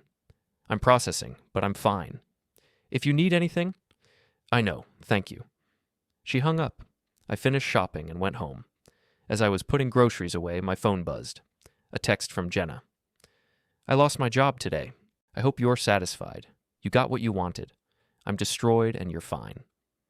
I read it twice, then put the phone down without responding. She wanted me to engage, to argue, to feel guilty. I wasn't going to give her that. An hour later, another text. I know I hurt you, but what you did to me was worse. You didn't just leave me, you destroyed everything I worked for, my career, my reputation, my future, all because I made a mistake. I still didn't respond. A third text. You're a coward.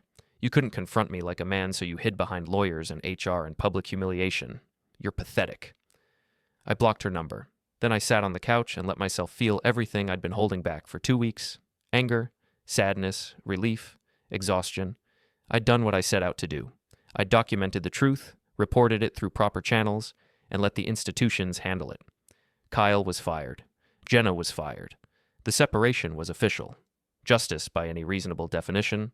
But sitting here now, alone in a house that used to be ours, I didn't feel triumphant. I just felt tired. Saturday morning, I woke up and decided to start over. I couldn't change what happened. I couldn't undo the affair or the lies or the public confrontation, but I could control what came next. I started by cleaning out Jenna's remaining things. A few books she'd missed, some photos in drawers, a jacket in the hall closet. I boxed everything up and texted Maya. I have some of Jenna's things. Can you pick them up? Maya replied, I'll come by tomorrow. Next, I repainted the bedroom. A different color, lighter, less like the room we'd shared. I moved furniture around, bought new sheets, rearranged the closet. Small changes, but they mattered. Sunday, Maya came by and picked up the box. She didn't ask how I was doing. She just took the box, thanked me, and left. That was fine. I didn't need to explain myself anymore. Monday, I went back to work and started picking up extra shifts. I needed the distraction. I needed the routine. Tuesday, I got a letter in the mail. Official court document. The separation was finalized and filed. I had 6 months until I could file for divorce. I put the letter in the folder with everything else and closed the cabinet. Wednesday, Talia texted me. Kyle's threatening lawsuit fell apart. His attorney told him he has no case. He's moving to another state. Good riddance. I replied, good. You deserve peace. So do you. How are you doing? Better. Taking it one day at a time. That's all you can do. Thursday, I realized I hadn't thought about Jenna in over 24 hours. It was progress. Friday, 2 weeks after the holiday party, I met Paul at his office to finalize the last of the paperwork. Everything's in order, he said. You're separated. The divorce clock is running. In 6 months, you'll be free and clear. Thank you for everything. You made it easy. You stayed calm, you documented everything, and you didn't make emotional mistakes. A lot of clients can't do that. I had good training. Paul smiled. Paramedic discipline. Something like that. I left his office and drove home. 6 months, 180 days. Then it would be over completely, and I could finally start rebuilding the life I thought I had. 3 weeks after the holiday party, I started to find a rhythm again.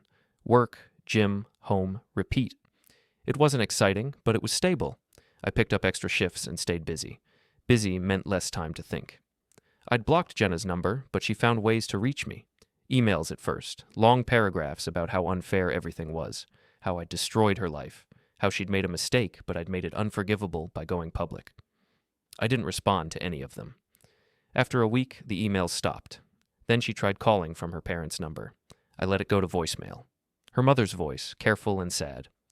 "Owen, it's Linda. I know you and Jenna are separated, and I respect that. But she's struggling. She lost her job, and she's depressed. I'm worried about her. If you could just call and let her know you don't hate her, it might help." I didn't call back. I didn't hate Jenna. I didn't feel much of anything toward her anymore. The anger had faded. The hurt had dulled. What remained was just a kind of tired indifference. She'd made her choices. I'd made mine. We were done. The second week of December, I got a call from Sandra Voss. "Mr. Blake, I wanted to update you. Our investigation is fully closed. Kyle Brennan's termination is final. He attempted to appeal, but the evidence was overwhelming. The appeal was denied." "What about the recordings?" "We've identified 6 women total. All were contacted and informed. 2 have retained attorneys and are considering civil action against Mr. Brennan. The company is cooperating fully to limit liability." "And Jenna?" Sandra paused. "Ms. Cross resigned before termination. She's no longer employed here. That's all I can say." "Understood. Thank you for the update." "Thank you for coming forward. You may have prevented future incidents." I hung up and thought about that. 6 women, 2 considering lawsuits. Kyle's pattern had been going on for years, protected by his uncle, buried by HR until the evidence became impossible to ignore. If I hadn't documented everything, if Talia hadn't found those recordings, Kyle would still be there, still targeting women, still using his position and his family connection to operate without consequence. Maybe Sandra was right. Maybe coming forward had mattered. Around mid-December, I started going to a gym farther from my house. The old gym had too many memories. Jenna and I used to go together on weekends. I needed a space that was just mine. The new gym was bigger, more anonymous. I could disappear into a crowd of strangers and no one asked questions. I started running longer distances, lifting heavier weights. Physical exhaustion helped quiet my mind. One evening, a woman approached me at the water fountain. She was maybe 30, athletic build, friendly smile. "You're here every day," she said. "Training for something?" "Just staying in shape." "You're disciplined. I respect that." She extended her hand. "I'm Rachel." "Owen." We shook hands. She asked if I wanted a spotter for bench press. I said sure. We worked out together for an hour, talking about nothing important. Favorite exercises, least favorite exercises, gym etiquette complaints. When we finished, she asked if I wanted to grab coffee sometime. I hesitated. "I'm recently separated. I'm not really looking for anything right now." "I'm not asking for anything, just coffee, no pressure." "Let me think about it." "Fair enough." She smiled and walked away. I didn't take her up on it. Not because I wasn't interested, but because I wasn't ready. I needed more time to process everything before I could even think about letting someone new into my life. But it was nice to be asked. It reminded me that life continued, that I wasn't permanently broken, just temporarily paused. Christmas came and went quietly. I worked a double shift on Christmas Eve and slept through most of Christmas Day. My parents invited me to dinner, but I declined. I wasn't ready to sit through a family meal and answer questions about the separation. Instead, I ordered takeout, watched a movie, and went to bed early. It was lonely, but it was manageable. 2 days after Christmas, Maya texted me. "Jenna moved back in with Mom and Dad. She's looking for jobs out of state, trying to start over somewhere new." I replied, "That's probably smart." She asked if you'd be willing to talk, just once, for closure. "No." She says she wants to apologize properly, face to face. She's apologized plenty. I don't need to hear it again. Maya didn't push. She just sent back, "Okay, take care of yourself." "You too." I put the phone down and went for a run. Closure. Everyone wanted closure. But closure wasn't something someone else could give you. It was something you built for yourself, piece by piece, day by day. I didn't need Jenna's apology. I needed time and distance and the slow, steady work of rebuilding. New Year's Eve, I worked another double shift. The city was busy. Drunk drivers, party injuries, the usual holiday chaos. It kept me occupied until 3 in the morning. When I finally got home, I sat on the couch and watched the clock tick past midnight. No champagne, no celebration. Just silence and the awareness that I'd survived the worst year of my life. And I was still standing. January arrived cold and gray. I kept working, kept going to the gym, kept moving forward. The second week of January, I got a letter in the mail. Law offices I didn't recognize. I opened it carefully. It was from one of the women Kyle had recorded. Her name was Emily Navarro. She was suing Kyle for invasion of privacy, emotional distress, and violation of state recording laws. The letter informed me that I might be called as a witness since I'd provided evidence to Kyle's employer that led to the discovery of the recordings. I called the law office and spoke to Emily's attorney. He explained that Kyle was fighting the lawsuit, claiming the recordings were consensual and that Emily had known she was being filmed. "We have evidence that contradicts that," the attorney said. "But we'd like your testimony about how the recordings were discovered and turned over to HR. It establishes a pattern of concealment." "I'm willing to testify." "Good. We'll be in touch as the case progresses. Thank you, Mr. Blake." I hung up and thought about Emily, a stranger I'd never met, whose life had been violated by the same man who'd destroyed my marriage. She was fighting back, publicly, legally. I respected that. Around mid-January, I got a call from Talia. She was calling from Philadelphia. "How's the new city?" I asked. "Good, quiet. No one here knows me, and that's exactly what I needed." She paused. "I wanted to let you know I'm engaged." I was surprised. That was fast. Not to someone new, to myself. She laughed. "I mean, I'm committing to building a life that doesn't revolve around someone else's lies. It sounds corny, but it feels right." "It doesn't sound corny. It sounds healthy." "How are you doing?" "Better. Taking it one day at a time." "Are you dating?" "No, not ready." "That's smart. I rushed into things with Kyle because I was afraid of being alone. I'm not making that mistake again." "Neither am I." "Good." She was quiet for a moment. "I'm glad we went through this together, Owen. I don't think I could have done it alone." "Same. Stay in touch. Let me know how you're doing." "I will." We hung up. I thought about what she said. Not dating, not rushing. Just existing and healing and figuring out who you are when you're not defined by someone else's betrayal. That felt right. Late January, I got another email from Jenna. This one was different, shorter, less accusatory. "Owen, I know I don't have the right to ask you for anything, but I wanted you to know I'm in therapy. Real therapy, not just the kind I used to justify talking to Kyle. I'm working through why I made the choices I made, why I lied so easily, why I risked everything for something that meant nothing. I don't expect you to forgive me.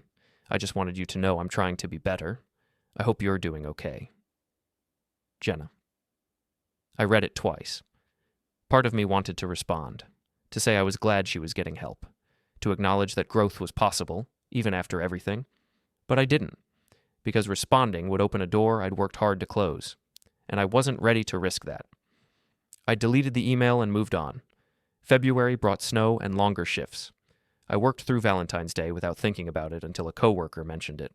Then I remembered last Valentine's Day. Jenna had cooked dinner, we'd exchanged cards, everything had seemed fine, or maybe it hadn't. Maybe the cracks were already there and I just didn't see them. It didn't matter now. I went home that night, ordered pizza, and watched a documentary about climbing Everest. It was about endurance and survival and pushing through conditions that should kill you. It felt appropriate. Early March, I got a call from Emily Navarro's attorney. The lawsuit was moving forward. Kyle was still fighting, but they'd uncovered more evidence, text messages where he discussed the recordings with friends, making it clear the women hadn't known. "We'd like to depose you in 2 weeks, the attorney said. Just a formal statement about how the evidence came to light. I'll be there." The deposition was scheduled for mid-March. I prepared by reviewing my own documentation, call logs, receipts, photos, the timeline I'd built, everything I'd turned over to HR. When the day came, I sat in a conference room with Emily's attorney and a court reporter. Kyle's attorney was on a video call, face pixelated and distant. They asked me to describe how I discovered the affair. I walked through it step by step, clinically, just like I had with Sandra Voss. The late-night calls, the deleted messages, the apartment visit, the photos. Then they asked about Talia. "How did you come into contact with Ms. Brennan?" "She reached out to me via LinkedIn. She'd discovered hotel invoices that matched my wife's travel.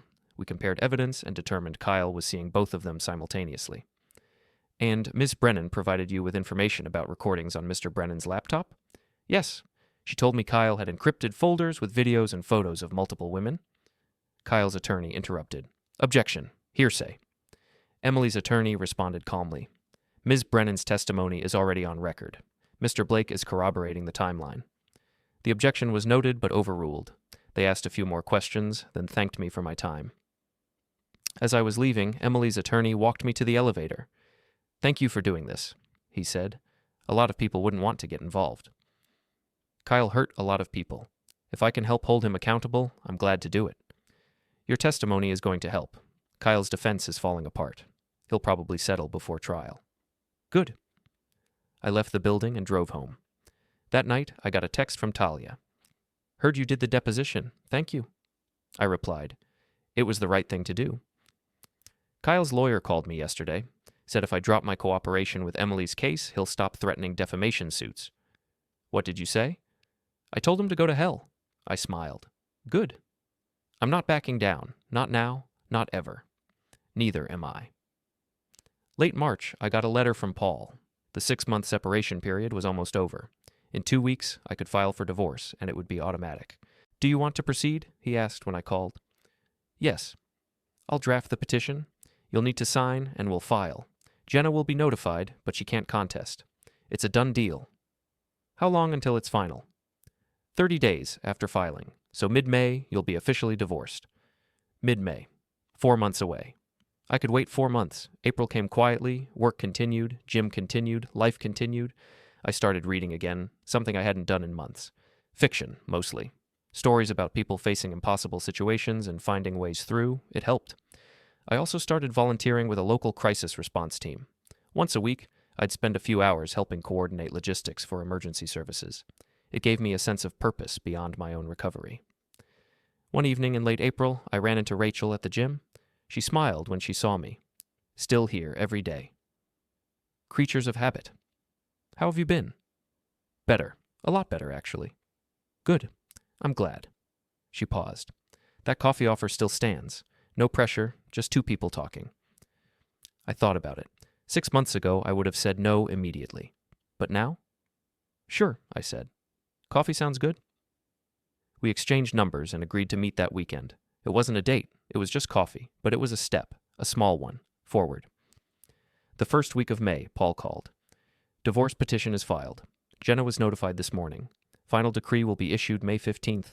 After that, you're done. Thank you, Paul, for everything. You made it easy. You stayed focused and didn't let emotions derail the process. That's rare.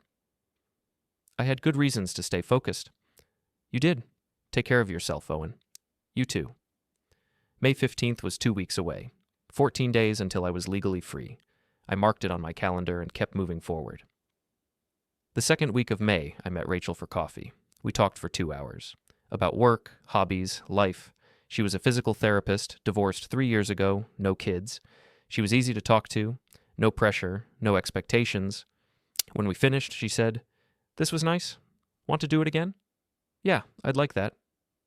We made plans for the following week. It wasn't a relationship.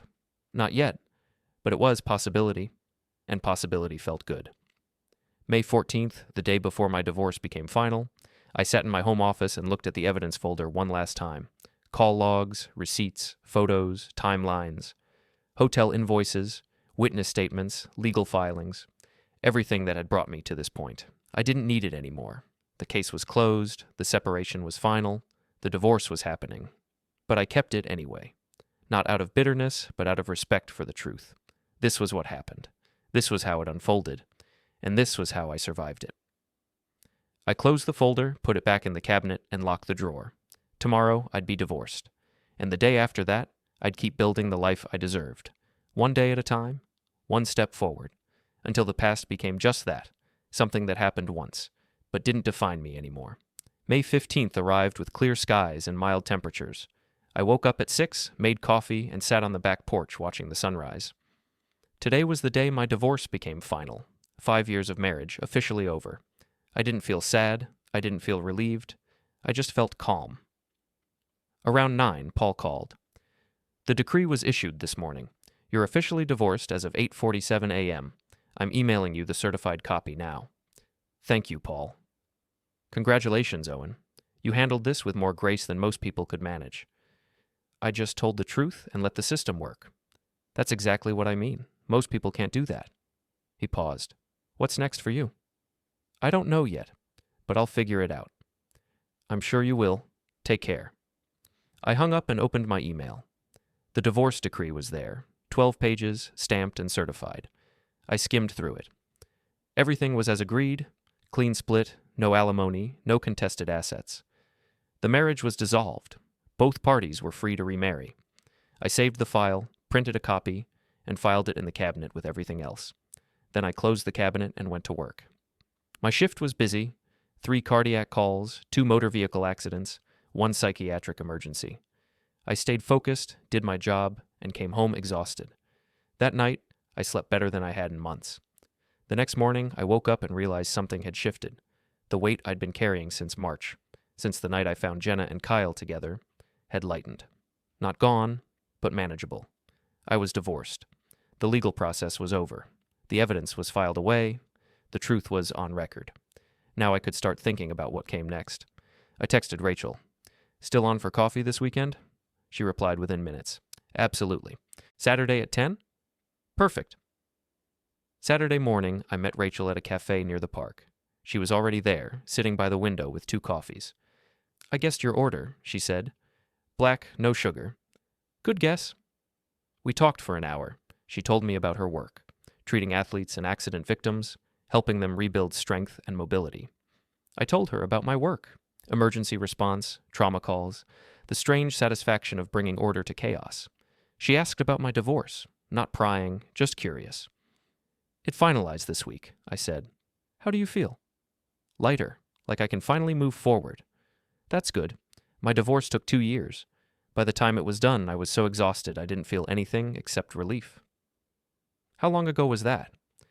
3 years. I spent the first year just recovering, the second year figuring out who I was on my own, the third year started feeling like myself again. And now? Now I'm ready to let someone new in, slowly, carefully, but ready. I nodded. I'm not there yet, but I'm getting closer. That's honest. I appreciate that. We finished our coffee and walked through the park. It was easy, comfortable, no pressure, no expectations, just 2 people enjoying a morning together. When we parted, she said, Let's do this again, next weekend? I'd like that. She smiled and walked to her car. I stood there for a moment, watching her leave, and felt something I hadn't felt in months. Hope. The following week, I got a call from Emily Navarro's attorney. Kyle settled. We can't disclose terms due to confidentiality, but I wanted you to know. Your testimony helped. Thank you. I'm glad I could help. How's Emily? She's doing better. The settlement gave her closure. She's moving forward. Good. She deserves that. So do you, Mr. Blake. Take care. I hung up and felt a small sense of satisfaction. Kyle had settled. He'd been forced to pay for what he'd done, at least financially. It wasn't perfect justice, but it was something, and it was more than he would have faced if no one had come forward. Late May, I ran into Maya at the grocery store. We hadn't spoken since January. She looked surprised to see me. Owen, hi. Hey, Maya. How are you? Good. Really good, actually. She smiled, but it was tentative. I'm glad. I've been worried about you. I'm fine. The divorce finalized 2 weeks ago. I'm moving forward. That's good. She hesitated. Jenna moved to Seattle. She got a job there. Marketing coordinator at a tech startup. Lower level than before, but it's a start. I hope it works out for her. She's still in therapy. She's trying. That's good. Maya studied my face. You really mean that, don't you? You actually hope she's okay. I don't wish her harm. I just don't want her in my life. Maya nodded slowly. That's fair. That's more than fair, actually. She shifted her grocery basket. For what it's worth, I think you handled everything better than most people would have. You didn't let anger make you cruel. You just let the truth do the work. Thank you. Take care, Owen. You too. She walked away, and I finished my shopping. I thought about what she'd said. You didn't let anger make you cruel. Maybe that was true. I'd been angry, furious even, but I'd channeled it into documentation and process. I'd let the institutions handle consequences instead of trying to destroy Jenna personally. That didn't make me a saint. It just made me disciplined. But I'd take it. Early June, I went on a second coffee date with Rachel, then a third, then dinner. We took it slow, both of us cautious after our respective divorces. She told me about her ex-husband, a lawyer who'd cheated with a paralegal at his firm. She'd found out through a coworker, confronted him, and he'd admitted it immediately. No drawn-out lies, just a quick confession and a messy divorce. I was angry for a long time, she said, but eventually I realized he did me a favor. He wasn't the person I thought he was, and staying with him would have been worse than leaving. How did you stop being angry? Therapy, time, and realizing that holding on to anger was only hurting me, not him. That makes sense. What about you? Are you still angry at your ex? I thought about it. No, I was, but now I'm just indifferent. She made choices. I documented them. The system handled the rest. I don't need to carry it anymore. Rachel smiled. That's healthy. I had good training. My job teaches you to stay calm, document everything, and let protocol handle the outcome. I just applied that to my personal life. Paramedic discipline? Something like that. She reached across the table and took my hand. I like you, Owen. You're honest and grounded. Those are rare qualities. I like you too. We left the restaurant and walked to the park. The sun was setting, casting long shadows across the grass. We sat on a bench and talked until it got dark. When I drove home that night, I realized I'd spent an entire evening without thinking about Jenna once. That felt like progress.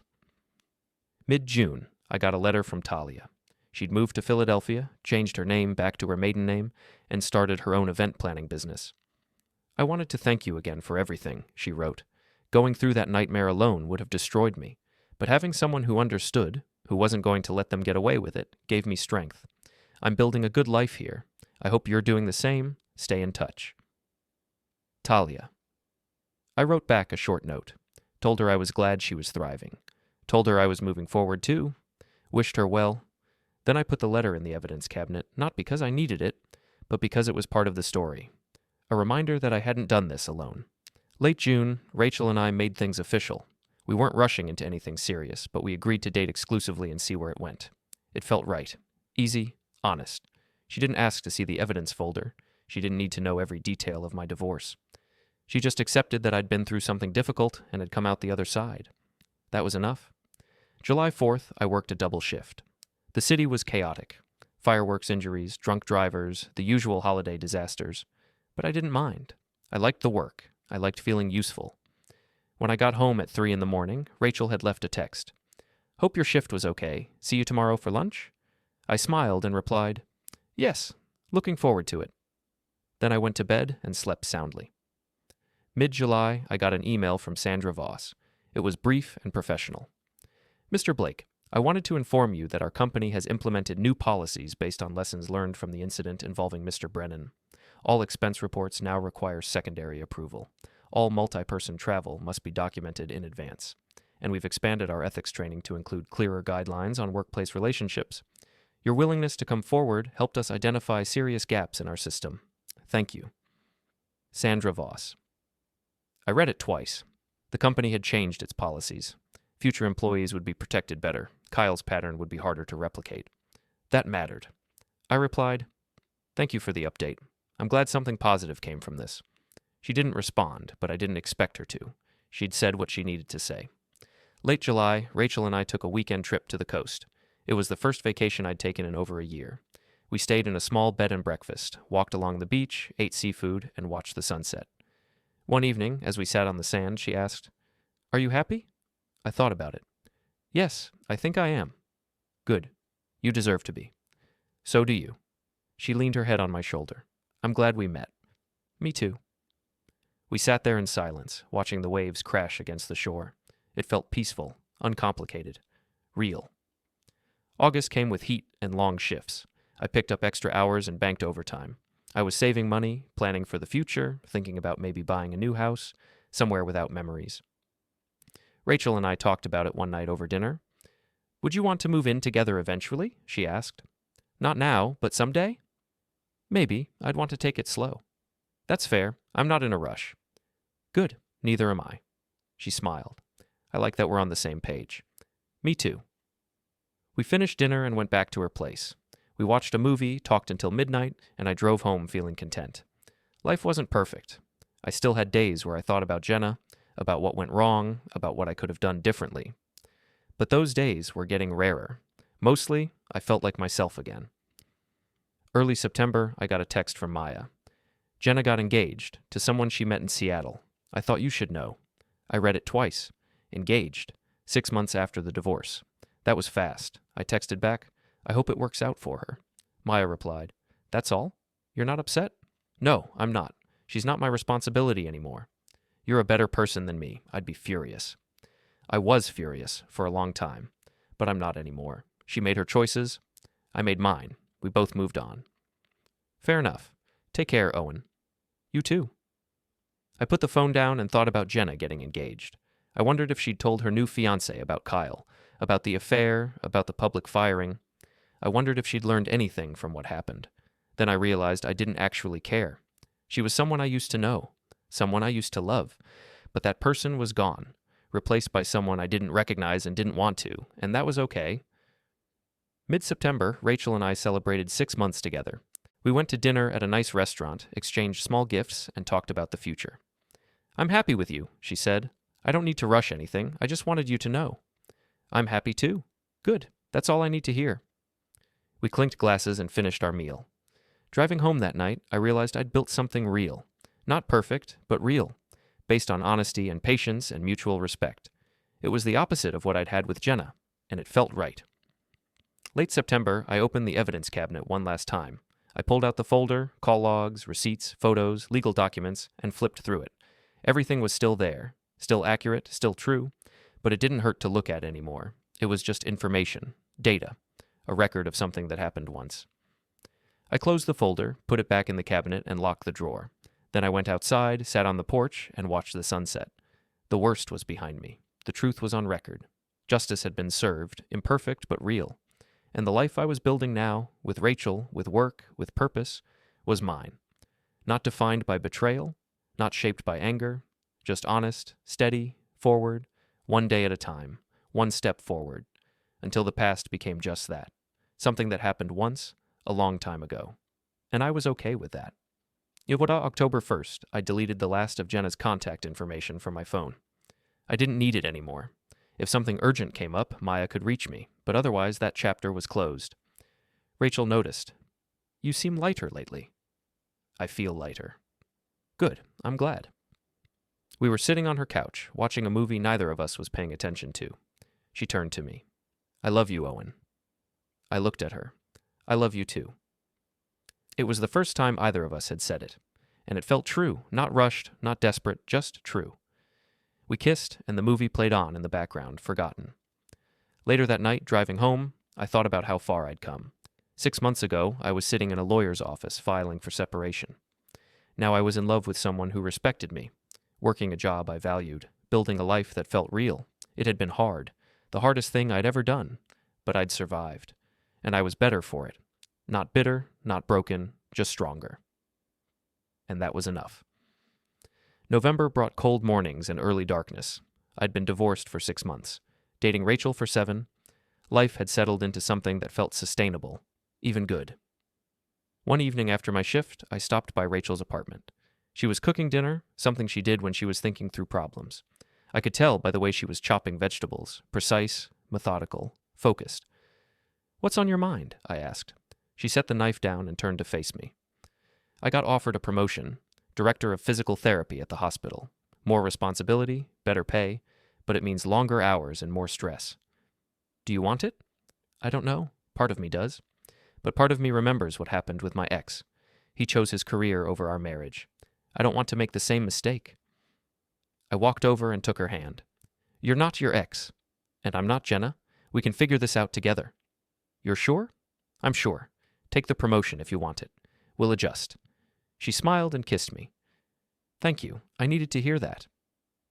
We finished cooking together and ate dinner on her couch, talking about work and plans and the future. It felt easy, natural, like we'd been doing this for years instead of months. Later that week, I got a call from an unknown number. I almost didn't answer, but something made me pick up.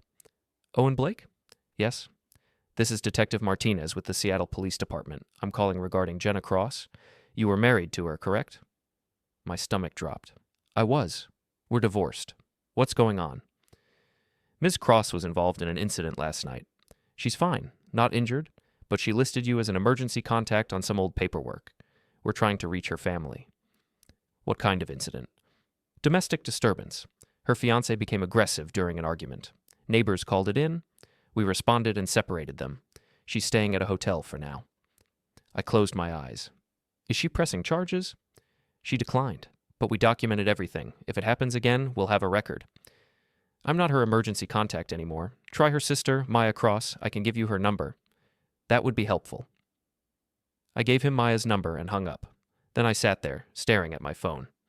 Jenna was engaged to someone who got aggressive during arguments. She'd declined to press charges. She was repeating the same pattern, choosing someone who wasn't good for her, ignoring the warning signs, hoping it would get better. I thought about calling her, warning her, telling her to get out before it got worse. But I didn't. She'd made her choice. She was an adult, and I wasn't responsible for protecting her anymore. I texted Maya instead. Seattle police might call you. Jenna's okay, but there was a domestic disturbance with her fiancé. She listed me as emergency contact by mistake. I gave them your number. Maya replied immediately. Oh my God, is she okay? Physically, yes, but she didn't press charges. Of course she didn't. She never admits when something's wrong. That's not your problem to fix. I know, but she's my sister. Then call her, but don't let her pull you into her mess. I won't. Thank you for letting me know. I put the phone down and told Rachel what happened. She listened quietly, then said, How do you feel? I don't know.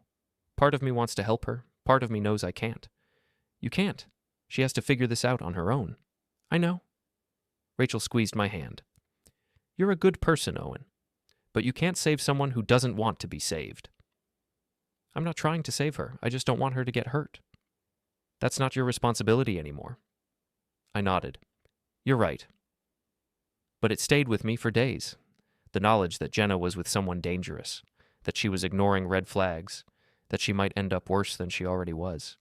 I thought about the recordings Kyle had made, the way he'd manipulated her, used her, discarded her when it was convenient.